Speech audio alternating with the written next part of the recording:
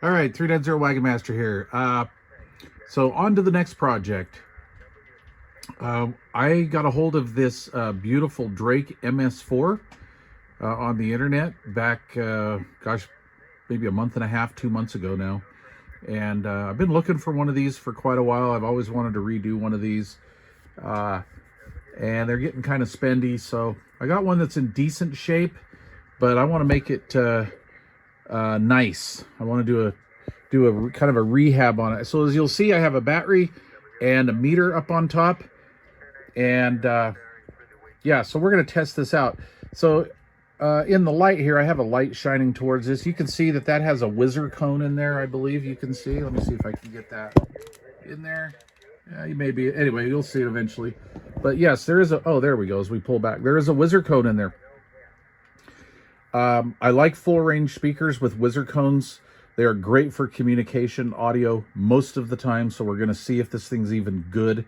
I don't want to plug this into a radio because I don't know the condition of the speaker itself. Physically, it is hooked up. It doesn't seem to be grounded out, so we're going to check it electrically.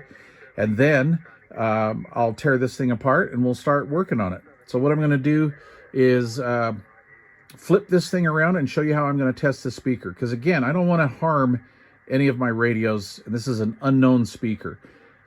It's very rare that you'll get one that's bad or that will fry your audio chip in your radio. But I do this to all speakers that are new to me because I don't know their history. And I've had too many customers bring in blown equipment because of a bad speaker, shorted speaker, crossover, whatever. This will not have a crossover in it, obviously. But anyway, I love this look. The cabinet is in decent shape. It has some surface rust on it. Let's see, I think there was only one slight little dent, so we might have to send this out to Body and Paint. We're going to definitely send it out to Body and Paint, actually, because I want to repaint this. I want to do this. So this has a Radio Shack Allied speaker in it. It's not the original, obviously. And obviously, when whoever swapped out the speaker put this baffle on upside down, this baffle should be like black. But I'm going to kick it up several notches.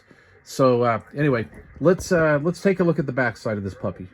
Okay, so here's the back side of it. It's open. This is basically a free air speaker anyway. This looks to be a 5x7, I believe. And yeah, these were usually what we call infinite baffle speakers. These are like replacement speakers for car stereos.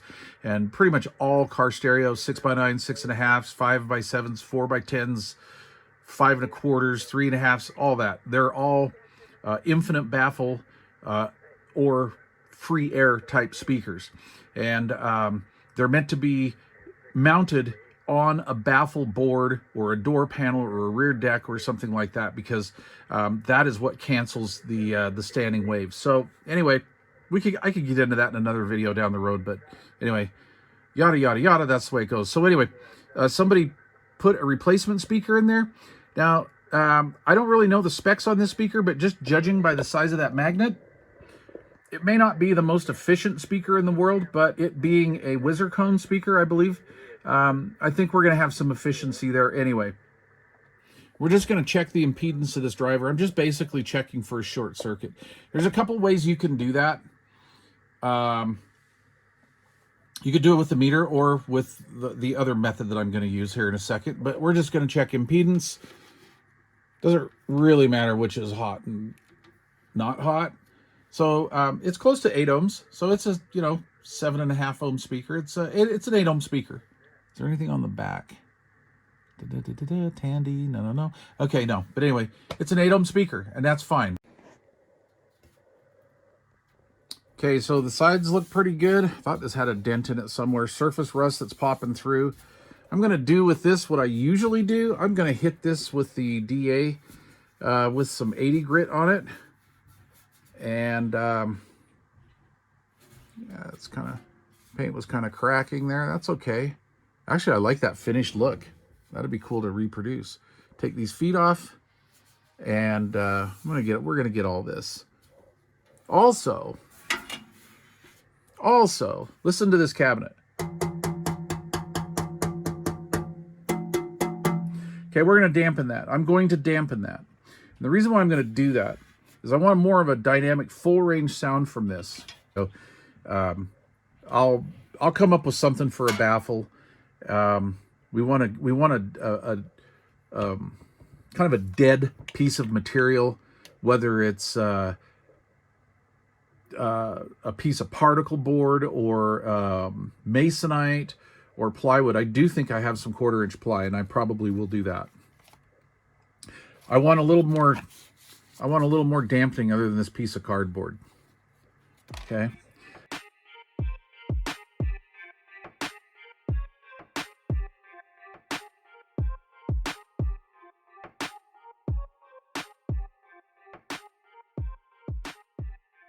Okay, so I have the grill cloth applied.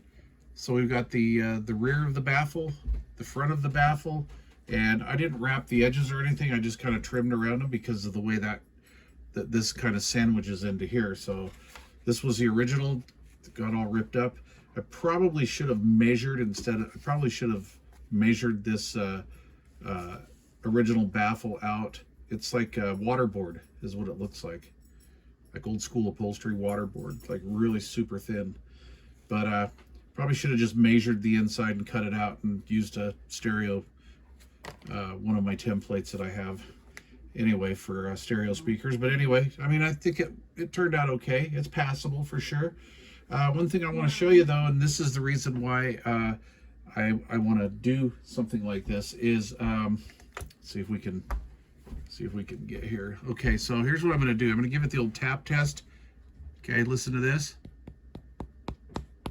Okay, hear how solid that is versus just a piece of wood, right?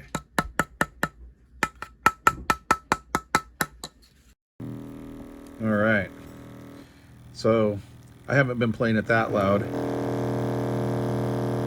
I know that sounds bad, but I know the limits of this. So it's not bottoming out or anything, but we're right there. It's not hurting anything. It's not popping. Anyway, I was playing it right here for about 4 hours, and we're just trying to break this driver in.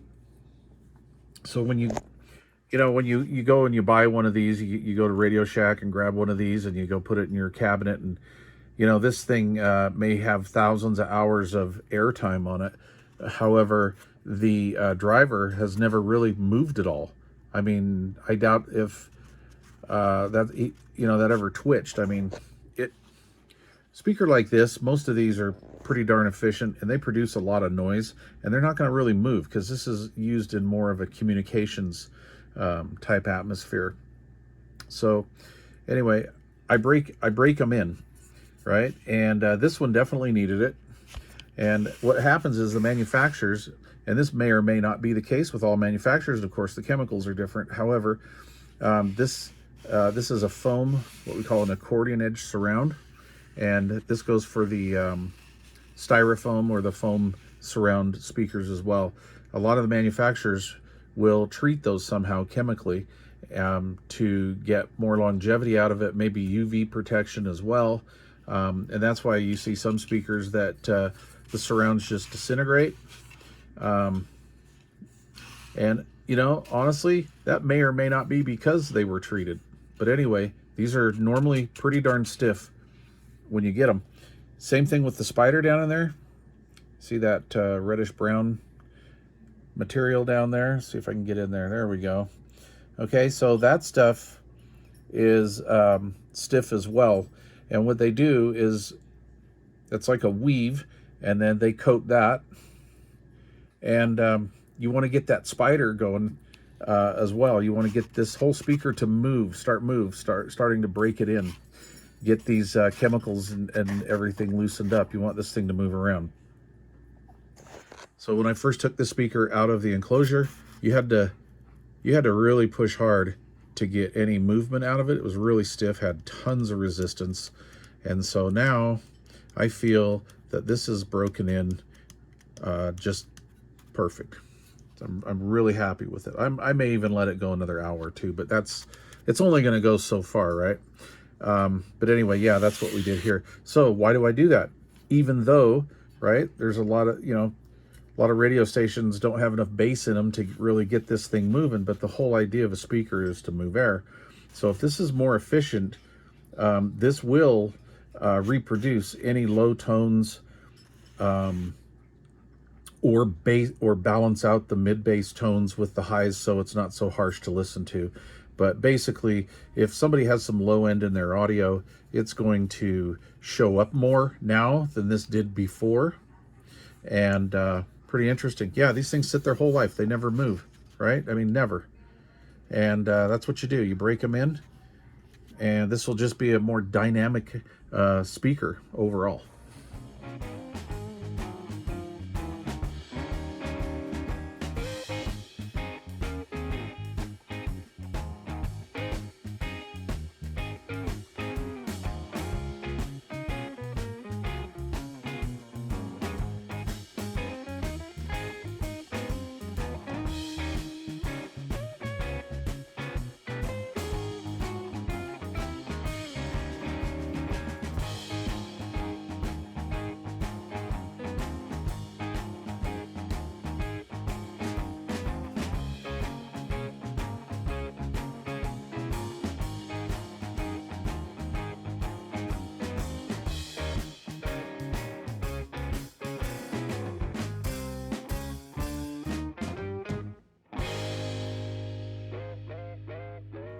Okay, here's a shot of the inside, and this was the first application, or the first side that I applied on here. Unfortunately, I did it on the bottom. You see this first. I should have got up here because I didn't have my technique down with this stuff on this side, and then this one came out okay, this one came out okay, but this one up here, the top side that you never see, I think is like my favorite. But anyway, that being said, of course, you don't get your technique down till the end.